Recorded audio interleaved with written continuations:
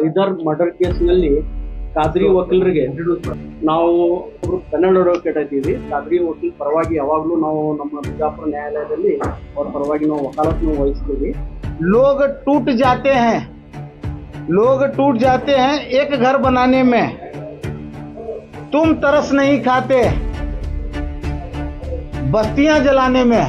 ಇದು ಮೆಸೇಜ್ ಈ ಜಿಲ್ಲಾ ಆಡಳಿತ ಹಾಗೂ ಈ ಜಿಲ್ಲೆಯ ರಾಜಕಾರಣಿಗಳಿಗೆ ನನ್ನಿಂದಿದೆ. ಯಾಕಂದ್ರೆ जैसा कि आप कह रहे हैं कि मैं निर्दोष हूँ, एफआईआर में काफी सारे लोगों के नाम आए थे. इन्वेस्टिगेशन में चंद लोगों के काम कम हो गए, नाम वो इस केस से बाहर हो गए. अगर आप भी निर्दोष होते तो आपका नाम भी चार्जशीट से अलग हो जाता. तो आपका चार्जशीट में नाम कम क्यों नहीं हुआ? यस, यही वजह से मेरा नाम चार्जशीट में नहीं कम करने की सजा ही आज ये पुलिस ऑफिसर की कर्तव्य लोप डिक्लेयर होकर के मुझे जो है फॉल्स इम्प्लीकेशन किया गया है करके सुप्रीम कोर्ट ऑर्डर की है. क्या सिर्फ बीजापुर में 1500 से 1600 वकील हैं? सिर्फ बार बार खाद्री वकील साहब का ही नाम क्यों आ रहा है? जब करीब पार किया जाता है तो खाद्री वकील साहब को किया. I am the role model for all political parties. जब सिर्फ खाद्री वकील साहब ही क्यों कंट्रोवर्सीज में रहते हैं? सर, कौरवाज और पांडवाज 100 थे, बट अर्जुन एक ही हुआ. That is I. ಹಿರಿಯರಿಗೆ ಮತ್ತು ಮಿತ್ರರಿಗೆ ನಮ್ಮ ಪತ್ರಿಕಾ ಆಹ್ವಾನವನ್ನು ನೀವು ಬಂದಿದ್ರಿ, ನಿಮ್ಮನ್ನು ಸ್ವಾಗತವನ್ನು ಕೋರುತ್ತಾ ಇವತ್ತು ಪತ್ರಿಕಾ ಉದ್ದೇಶ ಏನಂದ್ರೆ ಹೈದರ್ ಮರ್ಡರ್ ಕೇಸ್ನಲ್ಲಿ ಖಾದ್ರಿ ವಕೀಲರಿಗೆ ನಾವು SS Khadri advocate, MH Rojawale advocate, Shashi advocate, Muttu Kale ಮತ್ತು ತಬರೇಜ್ ಅಡ್ವೊಕೇಟ್, ನಾವು ಒಬ್ರು ಕನ್ನಡ ಅಡ್ವೊಕೇಟ್ ಇದ್ದೀವಿ. ಖಾದ್ರಿ ವಕೀಲ್ ಪರವಾಗಿ ಯಾವಾಗಲೂ ನಾವು ನಮ್ಮ ಬಿಜಾಪುರ ನ್ಯಾಯಾಲಯದಲ್ಲಿ ಅವ್ರ ಪರವಾಗಿ ನಾವು ವಕಾಲತ್ನ ವಹಿಸ್ತೀವಿ. ಮತ್ತು ಇದು ಪತ್ರಿಕಾ ಉದ್ದೇಶ ಏನಂದ್ರೆ ಹೈದರ್ ಮರ್ಡರ್ ಕೇಸ್ನಲ್ಲಿ ಖಾದ್ರಿ ವಕೀಲರಿಗೆ ಇಲ್ಲಿಗಲ್ ಡಿಟೆನ್ಷನ್ ಮಾಡಿದ್ರು ಪೊಲೀಸರು. 6ನೇ ತಾರೀಕಿಗೆ ಅವರು ಮನೆಯಿಂದ ಎಬ್ಸ್ಕೊಂಡು ಹೋಗಿ 6 ದಿವಸ ಇಲ್ಲಿಗಲ್ ಡಿಟೆನ್ಷನ್ ಮಾಡಿ ಪೊಲೀಸರು ಯಾವುದೇ ನ್ಯಾಯಾಲಯ ಮುಂದೆ ಪ್ರೊಡ್ಯೂಸ್ ಮಾಡಿದ್ದಿಲ್ಲ. ಇದರ ಸಂಬಂಧ ನಾವು ನಮ್ಮ ಡಿಸ್ಟ್ರಿಕ್ಟ್ ಕೋರ್ಟ್ನಲ್ಲಿ ಒಂದು ಇದು PC ಫೈಲ್ ಮಾಡಿ ಪ್ರೈವೇಟ್ ದೂರವನ್ನು ಫೈಲ್ ಮಾಡಿ ಅಲ್ಲೇ ಒಂದು ಪೊಲೀಸ್ ಇಲಾಖೆ ವಿರುದ್ಧ ಇಲ್ಲಿಗಲ್ ಡಿಟೆನ್ಷನ್ ಮಾಡ್ಯಾರ ಅಂತೇಳಿ SP ಅವ್ರಿಗೆ ಆರೋಪಿ ಮಾಡಿ CPI ಅವ್ರಿಗೆ PSI ಕೆಲವು ಸಿಬ್ಬಂದಿ ಮೇಲೆ ಎಲ್ಲರಿಗೂ ಆರೋಪಿಯನ್ನು ಮಾಡಿ ಒಂದು ನಾವು ನ್ಯಾಯಾಲಯಕ್ಕೆ ಒಂದು ಪ್ರೊಟೆಸ್ಟ್ ಇದು PC ಫೈಲ್ ಮಾಡಿದ್ವಿ. ಅದರ ಮುಖಾಂತರ ಏನು ನ್ಯಾಯಾಲಯನಲ್ಲಿ ವಿಚಾರಣೆ ಆಗಿ ಅದು ಒಂದು ಆದೇಶ ಆಗಿತ್ತು ಎಲ್ಲರ ಮೇಲೆ ಆ FIR ದರ್ಜ್ ಮಾಡಿ ಅಂತೇಳಿ. ಆ FIR ರಿಜಿಸ್ಟರ್ ಮಾಡಿದ್ರು. ಮತ್ತು ಅವರು ಪೊಲೀಸರು ಕಲಬುರ್ಗಿ ಹೈಕೋರ್ಟ್ನಲ್ಲಿ ಒಂದು ಇದರ ವಿರುದ್ಧ ಒಂದು ರಿಟ್ ಪಿಟಿಷನ್ ಫೈಲ್ ಮಾಡಿದ್ರು, ಇದು ಸೆಟ್ ಅಸೈಡ್ ಆಗಬೇಕು ಅಂತೇಳಿ. ಅಲ್ಲಿ ಪೊಲೀಸರಿಗೂ ಅಲ್ಲಿ ಕಲಬುರ್ಗಿ ಬೆಂಚ್ನಲ್ಲಿ ಅವ್ರಿಗೂ ಒಂದು ಅಲಾವ್ ಆಯಿತು ಅದು ರಿಟ್ ಪಿಟಿಷನ್. ಇದು ಕೇಸು ಹ್ಯೂಮನ್ ರೈಟ್ಸ್ ಹೋಗುತ್ತೋ ಅಥವಾ ಸೆಂಟ್ರಲ್ ಹ್ಯೂಮನ್ ರೈಟ್ಸ್ ಮಾಡಬೇಕು, ಏನು ನ್ಯಾಯಾಲಯದಲ್ಲಿ ಮಾಡಬೇಕು ಅಂತೇಳಿ ಅಲ್ಲಿ ಒಂದು ಗೊಂದಲವನ್ನು ಸೃಷ್ಟಿ ಮಾಡಿ ಅದು ನ್ಯಾಯಾಲಯ ಏನಂತೂ ಇಲ್ಲ, ಅದು ಇದು ಹ್ಯೂಮನ್ ರೈಟ್ಸ್ಗೆ ಹೋಗ್ಬೇಕಂತ ಹೇಳಿ ಅಲ್ಲೇ ಒಂದು ಆದೇಶ ಆಗಿತ್ತು, ನಮ್ಮ ವಿರೋಧ ಆಗಿತ್ತು. ಅಲ್ಲೇ ನಾವು ಏನು ಮಾಡಿದ್ವಿ, ಮತ್ತು ಮುಂದೆ ಸುಪ್ರೀಂ ಕೋರ್ಟ್ ಸರ್ವೋಚ್ಚ ನ್ಯಾಯಾಲಯದಲ್ಲಿ SLP ಮುಖಾಂತರ ಅಲ್ಲಿ ಒಂದು ಕೇಸ್ ದಾಖಲು ಮಾಡಿದ್ವಿ. ಈಗ ನಿನ್ನೆ 26ನೇ ತಾರೀಕಿಗೆ ಅಲ್ಲೇ ಒಂದು ನಮ್ಮ SLP ಅಲಾವ್ ಆಗೈತಿ. ಅದರ ಬಗ್ಗೆ ಸವಿಸ್ತಾರವಾಗಿ SS ಖಾದ್ರಿ ವಕೀಲರು ಹೇಳಬೇಕಂತೇಳಿ ನಾನು ಅವ್ರಿಗೆ ವಿನಂತಿ ಮಾಡ್ತೀನಿ. ಅವರು ವಿಕ್ಟಿಮ್ನೂ ಅದಾರ, ಅವರು ಹೇಳಬೇಕಂತೇಳಿ ಸ್ವಾಗತವನ್ನು ಕೋರುತ್ತಾ ನೇರ ವಿಷಯಕ್ಕೆ ನಾನು ಮಾತಾಡ್ತೀನಿ. ನಾನು ಪತ್ರಿಕಾಗೋಷ್ಠಿ ಮಾಡೋಕ್ಕಿಂತ ಮುಂಚೆ ಎಲ್ಲ ಮಾಧ್ಯಮದ ಮಿತ್ರರಿಗೆ ನಾನು ವೈಯಕ್ತಿಕವಾಗಿ ವಿನಂತಿ ಮಾಡಿಕೊಳ್ಳುವುದೇನಂತಂದರೆ, ಇವತ್ತಿನ ಪತ್ರಿಕಾಗೋಷ್ಠಿ ಯಾವುದೇ ಸಾಮಾಜಿಕ, ರಾಜಕೀಯ ಅಥವಾ ಇತರೆ ವಿಷಯ ಕುರಿತು ನಾವು ಪತ್ರಿಕಾಗೋಷ್ಠಿಯನ್ನು ಕರೆದಿರೋದಿಲ್ಲ. ಹಾಗಾಗಿ ಎಲ್ಲ ಮಾಧ್ಯಮದ ಮಿತ್ರರಿಗೆ ನಾವು ವೈಯಕ್ತಿಕವಾಗಿ ವಿನಂತಿ, ನಮ್ಮ ಪ್ಯಾನಲ್ ಆಫ್ ಅಡ್ವೊಕೇಟ್ಸ್ ನಾವು ನಿಮ್ಗೆ ವೈಯಕ್ತಿಕವಾಗಿ ವಿನಂತಿಸಿಕೊಳ್ಳುವುದೇನೆಂದರೆ, ನಮ್ಗೆ ಕೇಳ್ತಕ್ಕಂಥ ನಿಮ್ಮ ಪ್ರಶ್ನಾವಳಿಗಳನ್ನು ಏನದ ಕೇವಲ ಸೀಮಿತವಾದ ನಮ್ದು ಪತ್ರಿಕಾಗೋಷ್ಠಿಯ ಸಬ್ಜೆಕ್ಟ್ ಮ್ಯಾಟರ್ ಮೇಲೇ ಇರಬೇಕು ಅಂಥೇಳಿ ನಾವು ವೈಯಕ್ತಿಕವಾಗಿ ವಿನಂತಿ ಮಾಡ್ಕೊಡ್ತೀವಿ. ಇವತ್ತು ಪತ್ರಿಕಾಗೋಷ್ಠಿಯ ಉದ್ದೇಶ ಏನಿದೆ ಅಂತಂದರೆ, ದಿನಾಂಕ 6/5/2023 ಒಂದು ಹೈದರ್ ಅಲಿ ನದಾಫ್ ಅನ್ನುವ ವ್ಯಕ್ತಿಯಿಂದ ಕೊಲೆ ವಿಜಯಪುರ ಚಾಂದ್ಪುರ್ ಕಾಲನಿಯಲ್ಲಿ ಘಟನೆ ಆಗಿರುತ್ತದೆ. ಆ ಕೊಲೆ ಪ್ರಕರಣದಲ್ಲಿ ಸುಮಾರು FIR ಪ್ರಥಮ ವರ್ತಮಾನ ವರದಿಯಲ್ಲಿ ಸಮಯ ಅಂದಾಜು 10:30 ಗಂಟೆಗೆ ಕೊಲೆ ಆಗಿರುತ್ತದೆ ಅಂತೇಳಿ ಫಿರ್ಯಾದಿದಾಳಾದ ಹೈದರ್ ನದಾಫ್ನ ಹೆಂಡತಿ Nishat Haidar Ali Nadaf ward number 19 corporator ಅವರು ಫಿರ್ಯಾದಿಯನ್ನು ಕೊಟ್ಟಿರುತ್ತಾರೆ. ಅದರಂತೆ 10:30ಗೆ ಕಂಪ್ಲೇಂಟ್, ಇನ್ನೂ ಕಂಪ್ಲೇಂಟ್ ರಿಜಿಸ್ಟರ್ ಆಗಿರೋದಾಗ 10:30ಗೆ ಮರ್ಡರ್ ಆಗಿರ್ತದೆ. ನಾನು ಮನೆಯಲ್ಲಿ ಮಲಗಿದಾಗ ಚುನಾವಣೆ ಅಸೆಂಬ್ಲಿ ಚುನಾವಣೆ ನಡೆದಾಗ ಆ ಅಸೆಂಬ್ಲಿ ಚುನಾವಣೆ ಪ್ರಚಾರ ಮುಗಿಸ್ಕೊಂಡು ನಾನು ರಾತ್ರಿ ಮನೆಯಲ್ಲಿ ಮಲಗಿದಾಗ 11 ಗಂಟೆಗೆ ಒಬ್ಬ ವ್ಯಕ್ತಿ ಶಿವ್ ಅಲ್ಲಿಗಿಡದ್ ಈ ಪ್ರಕರಣದಲ್ಲಿ ಆರೋಪಿ number 8 head constable Gandhi Chowk Shiv Alligidad ಪ್ರತ್ಯೇಕವಾಗಿ ನಾನು ಅವ್ರವ್ರದ್ದು ಸಮಯಕ್ಕೆ ತಕ್ಕಂತ ಅವ್ರವ್ರ ಆರೋಪಿತರ ಹೆಸರು ತೆಗೆದುಕೊಂಡಿರುತ್ತೇನೆ. ಅದನ್ನು ತಾವು ಗಣನೆಯಲ್ಲಿ ಇಟ್ಕೊಳ್ಬೇಕು. ಫಸ್ಟ್ ಆಫ್ ಆಲ್ 11 ಗಂಟೆ 4 ಮಿನಿಟಕ್ಕೆ ಶಿವ್ ಅಲ್ಲಿಗಿಡದ್ ಅನ್ನುವ ಹೆಡ್ ಕಾನ್ಸ್ಟೇಬಲ್ ನನಗೆ ಫೋನ್ ಮಾಡಿ, ಖಾದ್ರಿ ವಕೀಲರೇ ನೀವು ಎಲ್ಲಿದ್ದೀರಿ, ನಮ್ಮ SP ಸಾಹೇಬರು ಸ್ಥಳದಲ್ಲಿ ಇದ್ದಾರೆ, ಹೈದರ್ ನದಾಫ್ ಅನ್ನುವ ವ್ಯಕ್ತಿಯನ್ನು ಕೊಲೆಯಾಗಿದೆ, ನಿಮ್ಮನ್ನು ಪ್ರೈಮ್ ಸಸ್ಪೆಕ್ಟ್ ಅನ್ನು ಮಾಡಿದ್ದಾರೆ SP ಸಾಹೇಬರು, ನಿಮ್ಮ ವಿಚಾರಣೆಗೆ ನಿಮ್ಗೆ ಕರೆ ತರಲು SP ಸಾಹೇಬರು PSI ಗಾಂಧಿ ಚೌಕ್ ಅವರಿಗೆ ಇನ್ಸ್ಟ್ರಕ್ಷನ್ಸ್ ಕೊಟ್ಟಿದ್ದಾರೆ, ಅದರಂತೆ ನೀವು ಮನೆಯಲ್ಲಿ ಇರಬೇಕು, ಮೊಬೈಲ್ ಸ್ವಿಚ್ ಆಫ್ ಮಾಡಬಾರ್ದು ಅನ್ನುವಂಥದ್ದು ಹೇಳ್ತಾ ಫೋನ್ ಹೇಳಿದ್ದಕ್ಕೆ ನಾನು ಅದನ್ನು ಅವ್ರ ಗಮನದಲ್ಲಿ ಇಟ್ಕೊಂಡು ಮನೆಯಲ್ಲಿ ಇದ್ದೆ. 10:00ಗೆ ಮರ್ಡರ್ ಆಗ್ತದೆ. ಕ್ರೊನಾಲಜಿಕಲ್ ಸೀಕ್ವೆನ್ಸ್ ತಾವು ಗಮನದಲ್ಲಿ ಇಟ್ಕೋಬೇಕು ಮಾಧ್ಯಮದ ಮಿತ್ರರು. 10:30ಗೆ ಮರ್ಡರ್ ಆಗ್ತದೆ. 11 ಅವರ್ಸಿಗೆ ನನಗೆ ಫೋನ್ ಬರ್ತದೆ. FIR 12 ಗಂಟೆ 15 ಮಿನಿಟಕ್ಕೆ ರಿಜಿಸ್ಟರ್ ಆಗ್ತದೆ ಫಿರ್ಯಾದಿದಾರ ಕಡೆಯಿಂದ. ಮತ್ತು ಆಪ್ FIR ನಲ್ಲಿ ನನಗೆ ಆರೋಪಿ ನಂಬರ್ 2 ಎದೆ ಮೇಲೆ ಕೂತು ಗುಂಡು ಹೊಡೆದಿನಿ ಅನ್ನುವಂಥದ್ದು ಸಾರಾಂಶವನ್ನು ಬರ್ಕೊಂಡಿರ್ತಾರೆ. ಇದರ ಅರ್ಥ ಪೊಲೀಸರು ಆ ವೇಳೆಯಲ್ಲಿ ಆ ಕೊಲೆ ಪ್ರಕರಣವನ್ನು ಕೈಯಲ್ಲಿ ಇಟ್ಟುಕೊಂಡು ನನ್ನನ್ನು ಗುರಿಯಾಗಿ ಮಾಡಿಕೊಂಡು ರಾಜಕೀಯ ದ್ವೇಷವನ್ನು ಸಾಧಿಸುವ ಸಮಯದಲ್ಲಿ ನಡ್ತಕ್ಕಂಥ ಅಸೆಂಬ್ಲಿ ಚುನಾವಣೆಯಲ್ಲಿ ನಾನು ಒಬ್ಬ ಸ್ಟಾರ್ ಕ್ಯಾಂಪೇನರ್ ಆಗಿ ಕಾಂಗ್ರೆಸ್ ಪಕ್ಷದ ಸ್ಟಾರ್ ಕ್ಯಾಂಪೇನರ್ ಆಗಿರೋದ್ರಿಂದ ಆಗಿನ BJP ಅಭ್ಯರ್ಥಿಯಾದ ನಗರ ಶಾಸಕರ ಚುನಾವಣೆಗೆ ಸಹಾಯ ಮಾಡಲು ಅಧಿಕಾರಿಗಳು ತಮ್ಮ ಅಧಿಕಾರವನ್ನು ದುರ್ಬಳಕೆ ಮಾಡಿಕೊಂಡು ನನ್ನನ್ನು ಟಾರ್ಗೆಟ್ ಮಾಡಿ ಪ್ರಕರಣದ ಮರ್ಡರ್ ಕೇಸ್ ಪ್ರಕರಣ ದಾಖಲಾಗೋಕ್ಕಿಂತ ಮುಂಚೆ ನನ್ನನ್ನು ಡಿಟೈನ್ ಮಾಡಿದರು. 11 ಗಂಟೆಗೆ as per BNSS and as per CRPC digital arrest ನನಗೆ 11 ಗಂಟೆಗೆ ಮಾಡಿದರು ಪೊಲೀಸರು. ನನಗೆ 11 ಗಂಟೆ 12:45ಕ್ಕೆ ಪೊಲೀಸ್ ಇದರಲ್ಲಿ ಆರೋಪಿ number 3, 4, 5 Basavaraj Nerale PSI, Gudimani BM Pawar ASI, Shiv Alligidad ಹಾಗೂ ಮಂಕಣಿ ಹೆಡ್ ಕಾನ್ಸ್ಟೇಬಲ್ ಇವರು ನಮ್ಮ ಮನೆಗೆ ಬಂದು 12 ಗಂಟೆ 45 ಮಿನಿಟಕ್ಕೆ ನನ್ನ ಮನೆಯಿಂದ ಠಾಣೆಗೆ ಕರ್ಕೊಂಡು ಹೋಗಿ ಠಾಣೆಯಲ್ಲಿ ಅಲ್ಲಿಂದ ಆನಂದ್ ವಿಹಾರದಲ್ಲಿ ಇಲ್ಲಿಗಲ್ ಡಿಟೈನ್ ಮಾಡಿ ಸುಮಾರು 6/5/2023 12/5/2023 ನನಗೆ ಇಲ್ಲಿಗಲ್ ಡಿಟೆನ್ಷನ್ ಮಾಡಿ ನನ್ನ ಮೇಲೆ ಮಾನಸಿಕ ಫಿಸಿಕಲ್ ಆ್ಯಂಡ್ ಮೆಂಟಲ್ ಟಾರ್ಚರ್ ಕೊಟ್ಟು ಈಗಾಗಲೇ ನಾನು ಹಿಂದಿನ ಪತ್ರಿಕಾಗೋಷ್ಠಿಯಲ್ಲಿ ಸವಿಸ್ತಾರವಾಗಿ ಡಿಟೇಲನ್ನು ಹೇಳಿದ್ದೀನಿ.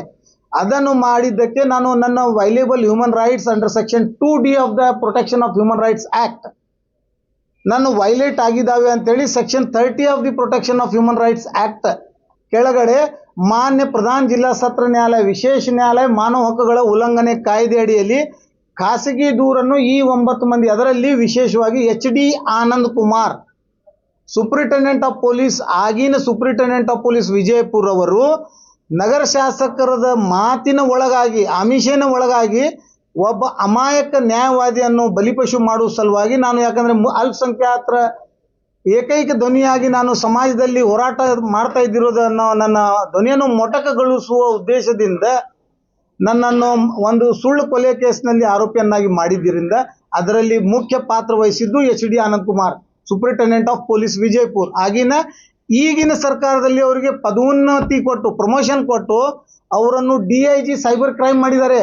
ಇವತ್ತು ಇಡೀ ರಾಜ್ಯದ ಅಲ್ಪಸಂಖ್ಯಾತರ ಮೊಬೈಲ್ ಫೋನ್ ಎಲೆಕ್ಟ್ರಾನಿಕ್ ದಲಿತರ ಎಲ್ಲ ಶೋಷಿತ ವರ್ಗದ ಸರ್ವಲೈನ್ಸ್ ಇಡಲು ಇಂಥ ಭ್ರಷ್ಟ ಅಧಿಕಾರಿಯನ್ನು ಇವತ್ತು ಸರ್ಕಾರ ನೇಮಕ ಮಾಡಿದದ. ಇದು ಒಂದು ಅಕ್ಷಮ್ಯ ಅಪರಾಧ, ಅದು that is secondary issue. But ಈಗ ಆ ವಿಷಯವನ್ನು ನಾನು ಮಾನ್ಯ ಪ್ರಧಾನ ಜಿಲ್ಲಾ ಸತ್ರ ನ್ಯಾಯಾಲಯದಲ್ಲಿ ಖಾಸಗಿ ದೂರನ್ನು ದಾಖಲಿಸಿಕೊಂಡಾಗ ಪ್ರಧಾನ ಜಿಲ್ಲಾ ಸತ್ರ ನ್ಯಾಯಾಲಯವನ್ನು ಅದನ್ನು ಪ್ರಕರಣವನ್ನು ಗಂಭೀರತೆಯನ್ನು ವರ್ಗಾವಣೆ ಮಾಡಿ ಸೂಪರಿಂಟೆಂಡೆಂಟ್ ಆಫ್ ಪೊಲೀಸ್ ವಿಜಯಪುರ ಅವರಿಗೆ ದಾಖಲಿಸಲಿಕ್ಕೆ ಹೇಳಿದಾಗ ಸೂಪರಿಂಟೆಂಡೆಂಟ್ ಆಫ್ ಪೊಲೀಸ್ ವಿಜಯಪುರ ಅವರು ಪ್ರಕರಣ ದಾಖಲು ಮಾಡಿ ಜಲನಗರ್ ಪೊಲೀಸ್ ಠಾಣೆ ಗುನಾ ನಂಬರ್ 15/24 ರಿಜಿಸ್ಟರ್ ಕೇಸ್ ಮಾಡಿ ಇನ್ವೆಸ್ಟಿಗೇಷನ್ ಸ್ಟಾರ್ಟ್ ಮಾಡಿದಾಗ ಆರೋಪಿ ಪೊಲೀಸರಾದ ವಿಜಯ್ ಮಾಂತೇಶ್ ಮಡ್ಪತಿ ಆಗಿನ CPI ಈ ಮರ್ಡರ್ ಕೇಸಿನ ತನಿಖಾಧಿಕಾರಿ ಬಸನಗೌಡ ನೆರಳೆ, ಮಲ್ಲಿಕಾರ್ಜುನ್ ತಳವಾರ್, ದೇವರಾಜ್ ಉಳ್ಳಾಗಡ್ಡಿ PSI, ಇವು 4 ಮಂದಿ PSIಗಳು. ಒಂದು Vijaya Mantesh Mathpati CPI, BM Pawar ASI, HD Mankani Shivalligidad Gudimani head constable, BM Pawar ASI, HD Anand Kumar superintendent of police, ಈ 9 ಮಂದಿ ಮೇಲೆ ಪ್ರಕರಣ ದಾಖಲು ಮಾಡಿ ಇನ್ವೆಸ್ಟಿಗೇಷನ್ ನಡೆದಾಗ ಈ 9 ಮಂದಿ ಪೊಲೀಸ್ ಆಫೀಸರ್ ಆರೋಪಿತರು ಮಾನ್ಯ ಉಚ್ಚ ನ್ಯಾಯಾಲಯಗಳಲ್ಲಿ ರಿಟ್ ಪಿಟಿಷನ್ ನಂಬರ್ 200873 ಆಫ್ 24 ನಲ್ಲಿ ಒಂದು ರಿಟ್ ಪಿಟಿಷನ್ ಫೈಲ್ ಮಾಡಿ ಫಿರ್ಯಾದಿಯನ್ನು ಸ್ಕ್ವಾಶ್ ಮಾಡಂತೂ ಅವರು ಪ್ರಾರ್ಥನೆ ಮಾಡಿರುವುದಿಲ್ಲ. ಮಾನ್ಯ ಉಚ್ಚ ನ್ಯಾಯಾಲಯದಲ್ಲಿ ಮಾನ್ಯ ಕರ್ನಾಟಕ ರಾಜ್ಯ ಸರ್ಕಾರ ಮಾಡಿರುವ Karnataka state human right court rules 2006 ನಿಯಮ 6 unconstitutional and ultra vires to constitution ಇದೆ, ಇದನ್ನು ಸ್ಟ್ರಕ್ ಡೌನ್ ಮಾಡಬೇಕು ಅಂತ ಹೇಳಿ ಪ್ರಾರ್ಥನೆ ಉಚ್ಚ ನ್ಯಾಯಾಲಯದಲ್ಲಿ ಮಾಡಿದಾಗ ನಮ್ಮ ಪರವಾಗಿ ನಮ್ಮ ಉಚ್ಚ ನ್ಯಾಯಾಲಯದ ಸೀನಿಯರ್ ಅಡ್ವೊಕೇಟ್ ಆದ ಅಶೋಕ್ ಹಾರ್ನಳ್ಳಿ ಹಾಗೂ ಅಮಿತ್ ಮಮದಾಪುರ್ ವಕೀಲರು ವಾದ ಮಂಡನೆ ಮಾಡಿದರು. ಆದರೆ ಹೈಕೋರ್ಟ್ನಲ್ಲಿ ನಮ್ಮ ವಾದವನ್ನು ಅವಲೋಕಿಸಿದ್ರು ಸಹ ಮಾನ್ಯ ಉಚ್ಚ ನ್ಯಾಯಾಲಯವರು ನಮ್ಮ ವಾದವನ್ನು ತಿರಸ್ಕರಿಸಿ ಆರೋಪಿ ಪೊಲೀಸರ ವಾದವನ್ನು ಪುರಸ್ಕರಿಸಿ ಕಾನೂನನ್ನೇ ಸ್ಟ್ರಕ್ ಡೌನ್ ಮಾಡಿಬಿಟ್ಟಿದ್ರು. ಅದಕ್ಕೆ ನಾವು ಮತ್ತೆ ನ್ಯಾಯಾಲಯ ಮೊರೆಗೆ ಹೋಗಿ ನ್ಯಾಯ ಪಡೆದುಕೊಳ್ಳುತ್ತೇವೆ ಅಂತ ಹೇಳಿ ನನ್ನ ಮಾತನ್ನು ಮುಗಿಸ್ತೀನಿ. ಜೈನ್ ಜೇತನ. ಅದನ್ನೇ ನಾನು ಹೇಳ್ತಾ ಇದ್ದೀನಿ. ಆ ಟೈಮ್ನಲ್ಲೇ ಅಸೆಂಬ್ಲಿ ಚುನಾವಣೆ ನಡೆದಿತ್ತು. ಹಮೀದ್ ಮುಷ್ರೀಫ್ ಅವರು ಕಣದಲ್ಲಿ ಕಾಂಗ್ರೆಸ್ ಅಭ್ಯರ್ಥಿಯನ್ನಾಗಿದ್ದರು. ಅವಾಗ ನಗರ ಶಾಸಕರಾದ ಬಸನಗೌಡ ಪಾಟೀಲ್ ಯತ್ನಾಳ್ ಅವರು BJPಯಿಂದ ಅಭ್ಯರ್ಥಿಯಾಗಿದ್ದರು. ನಾವು ನಗರ ಶಾಸಕರ ಬಸನಗೌಡ ಪಾಟೀಲ್ ಯತ್ನಾಳ್ ವಿರುದ್ಧ ನಿರಂತರ ಹೋರಾಟ ಇದೆ, ನಮ್ದು ಇತಿಹಾಸ ಇದೆ. ಮತ್ತು ಬಸನಗೌಡ ಪಾಟೀಲ್ ಯತ್ನಾಳ್ಗೆ ನಾವು ರಾಜಕೀಯವಾಗಿ ಬೆರೆತುವುದಿವಿ. ನಾವೇನು ಬಸನಗೌಡರಿಗೆ ವೈಯಕ್ತಿಕ ವಿರೋಧಿಗಳು ಅಲ್ಲ. ಆದರೆ ಅವರು ನಮ್ಮ ವಿರೋಧವನ್ನು ವೈಯಕ್ತಿಕನ್ನು ತೆಗೆದುಕೊಂಡು ನನ್ನ ಮೇಲೆ ಹಲವಾರು ಪ್ರಕರಣಗಳನ್ನು ದಾಖಲು ಮಾಡಿದರು. ಅದು ಮಾನ್ಯ ನ್ಯಾಯಾಲಯ ಅದನ್ನು ಸಂಪೂರ್ಣ ಖುಲಾಸೆ ಬಿಡುಗಡೆ ಮಾಡಿದದ. ಅದಕ್ಕಾಗಿ ಹತಾಶೆ ಆಗಿ ಕೊನೆಯದಾಗಿ ಅವರು ಅದು ಒಂದು ಷಡ್ಯಂತ್ರ ಮಾಡಿದಾರೋ ಇಲ್ಲೋ ಸತ್ಯಾಸತ್ಯತೆ ಹೊರಗೆ ಬರಬೇಕಾದ್ರೆ CBI ಇನ್ವೆಸ್ಟಿಗೇಷನ್ ಆಗಬೇಕಂತ ನಮ್ಮ ಜಿಲ್ಲಾ ಉಸ್ತುವಾರಿ ಸಚಿವರಿಗೆ ಹಾಗೂ ಕರೆಕ್ಟ್ ಅದು ತಪ್ಪು ಕಲ್ಪನೆ ಇದೆ. ಒಂದು ಇಡೀ ಸಮಾಜ ನಾಗರಿಕ ಸಮಾಜದಲ್ಲಿ ಮತ್ತು ಮಾಧ್ಯಮದ ಮುಖಾಂತರ ಇವತ್ತು ನಾನು ಬಹಿರಂಗ ಮಾಡ್ತಾ ಇದ್ದೀನಿ. ಆ ಸಂಧಾನ ಪ್ರಕ್ರಿಯೆ ನಡೆದಿರೋದು 2019ರಲ್ಲಿ. ಆ ವಿಡಿಯೋದು ಡೀಟೇಲ್ಸ್ ನಿಮ್ಗೆ ಕರ್ಟನ್ನಲ್ಲಿ ಇಟ್ಟು ಮಾಡ್ತಾ ಇದ್ದಾರೆ. ಈ ಮಾಧ್ಯಮದ ಮುಖಾಂತರ ಹೇಳ್ತಾ ಇದ್ದೀನಿ. ಅದು ಫೈಜ್ ಜಾಮ್ ಕಾಲೋನಿ ಮಸೂತಿಯಲ್ಲಿ ಅದು ಬರ್ತ್ಡೇ 2019ರಲ್ಲಿ ಒಬ್ಬ ವ್ಯಕ್ತಿನ ಬರ್ತ್ಡೇ ನಡೆದಾಗ ಬರ್ತ್ಡೇನಲ್ಲೇ ಇವರು ವಾದ ವಿವಾದ ಆಗಿದಾಗ ಆ ಬರ್ತ್ಡೇ ವಾದ ವಿವಾದನ್ನು ಮೇಲ್ದರ್ಜೆಗೆ ತಗೊಂಡು ಹೋಗಬಾರ್ದು ಅಂತೇಳಿ ಇಬ್ಬರಿಗೆ ಪರಸ್ಪರ ಕೂಡಿಸ್ಕೊಂಡು ನಮ್ಮ ಸಮಾಜದ ಎಲ್ಲ ಹಿರಿಯರು ನನ್ನ ನೇತೃತ್ವದೊಳಗೆ ಅದನ್ನು ಬಗೆಹರಿಸಿ ಹಾನಿ ಮಾಡಿಸಿದ್ದು. ಅದು 2019ರಲ್ಲಿ. ಕೊಲೆ ಆಗಿದ್ದು 2023 ಚುನಾವಣೆ ಕೊನೆ ಕ್ಷಣಗಳಲ್ಲಿ. ಕೊಲೆ ಆಗೇ ಬೇಕಾಗಿತ್ತು ಅಂತಂದರೆ 2019, 20, 21, 22ರಲ್ಲಿ ಆಗಬೇಕಾಗಿತ್ತು. ಆ ಕೊಲೆಗೆ ಯಾವ ಬೆಲೆ ಇರ್ತಿದ್ದಿಲ್ಲ. 23ನೇ ಸಾರ್ವತ್ರಿಕ ಅಸೆಂಬ್ಲಿ ಚುನಾವಣೆಯಲ್ಲಿ ಭಾರತೀಯ ಜನತಾ ಪಕ್ಷದ ಅಭ್ಯರ್ಥಿಯ ಸೋಲು ಅನುಭವಿಸುವ ಹತಾಶ ಭಾವನೆಯಿಂದ ನಮ್ಮ ಇದು ಎಲಿಗೇಷನ್ ಇದೆ, ಕೊಲೆ ಮಾಡಿಸಿ ಅಮಾಯಕರಿಗೆ ಅವರು ಬಲಿಪಶು ಮಾಡಿದ್ದಾರೆ. ಹಾಗಾಗಿ ಈಗಾಗಲೇ ನಾನಂತೂ ಜೈಲು ಅನುಭವಿಸಿದ್ದೀನಿ. 3 ತಿಂಗಳ ನಾನು ವಿನಾಕಾರಣ ಕಾರಾಗೃಹ ಅನುಭವಿಸಿದ್ದೀನಿ. 6 ದಿವಸ ಪೊಲೀಸ್ ಟಾರ್ಚರ್ ಅನುಭವಿಸಿದ್ದೀನಿ ಇವ್ರದೇ ಕೃಪೆ ಕಟಾಕ್ಷದಿಂದ. ಹಾಗಾಗಿ ನಾನು ಸರ್ವೋಚ್ಚ ನ್ಯಾಯಾಲಯ ಇವತ್ತು ನನ್ನ ವಾದವನ್ನು ಎತ್ತಿ ಹಿಡಿದಿದ್ದದ. ಈ ದೇಶದ ಸರ್ವೋಚ್ಚ ನ್ಯಾಯಾಲಯ ಯಾವಾಗ ತೀರ್ಪು ಪ್ರಕಟ ಮಾಡುತ್ತದೆ, ಯಾವುದೇ ಅಧಿಕಾರಿಗಳಲ್ಲಾಗಲಿ ಯಾವುದೇ ಲೆಜಿಸ್ಲೇಟರ್ಸ್ ಆಗಲಿ ಧ್ವನಿ ಎತ್ತತಕ್ಕಂಥದ್ದಲ್ಲ. Otherwise it amounts to be a contempt of court though he is a chief minister of state or though is a MLA of city. ಹಾಗಾಗಿ ಸರ್ವೋಚ್ಚ ನ್ಯಾಯಾಲಯ ನನ್ನ ವಾದ ನನ್ನನ್ನು ಸುಳ್ಳು ಬಂಧಿಸಿದ್ದಾರೆ ಅನ್ನುವಂಥದ್ದು ಏತ್ ಹಿಡಿದಿದ್ದೇನೆಂದ್ರೆ ಆ ಕೊಲೆ ಕೇಸ್ನಲ್ಲಿ ನಾನು ನಿರಪರಾಧಿ ಇದ್ದೀನಿ ಅಂತೇಳಿ ಸರ್ವೋಚ್ಚ ನ್ಯಾಯಾಲಯ ನನಗೆ ಪ್ರಮಾಣ ಪತ್ರ ನೀಡಿದೆ. जैसा कि आप कह रहे हैं कि मैं निर्दोष हूँ, FIR में काफी सारे लोगों के नाम आए थे. इन्वेस्टिगेशन में चंद लोगों के कम हो गए नाम, वो इस केस से बाहर हो गए. अगर आप भी निर्दोष होते तो आपका नाम भी चार्जशीट से अलग हो जाता, तो आपका चार्जशीट में नाम कम क्यों नहीं हुआ? यस, यही वजह से मेरा नाम चार्जशीट में नहीं कम करने की सजा ही आज ये पुलिस ऑफिसर की कर्तव्य लोप डिक्लेयर होकर के मुझे जो है फॉल्स इम्प्लीकेशन किया गया है करके सुप्रीम कोर्ट ऑर्डर की है। क्या सिर्फ एक एसएलपी करने से एसएलपी का ऑर्डर हुआ है? क्या वो क्या कसूरवार साबित हुए हैं? क्या उनके ऊपर केस फाइल हुआ है? सिर्फ इंक्वायरी तो बैठ रही ना। Sir the supreme court investigation ಚಾಲೂ ಹೋಗಿ इसके अंदर क्या है ಎಸ್.ಎಲ್.ಪಿ ದಾಗ ಏನಾಗಿದೆ ಅಂದ್ರೆ ಅಲ್ಲಿ ಒಂದು ಆಪ್ಷನ್ ಕೊಟ್ಟಾರ. ಮೊದಲೇನು ಹೈಕೋರ್ಟ್ದಾಗ ಏನಾಗಿತ್ತು, ನೀವು ಹ್ಯೂಮನ್ ರೈಟ್ಸ್ಗೆ ಅಲ್ಲಿ ನೀವು ನ್ಯಾಯ ಪಡಿಲಾಕ್ ಹೋಗ್ರಿ, ಇಲ್ಲಿ ಕೋರ್ಟ್ಗೆ ಯಾಕೆ ಬರ್ತೀರ ಅಂತ ಇತ್ತು.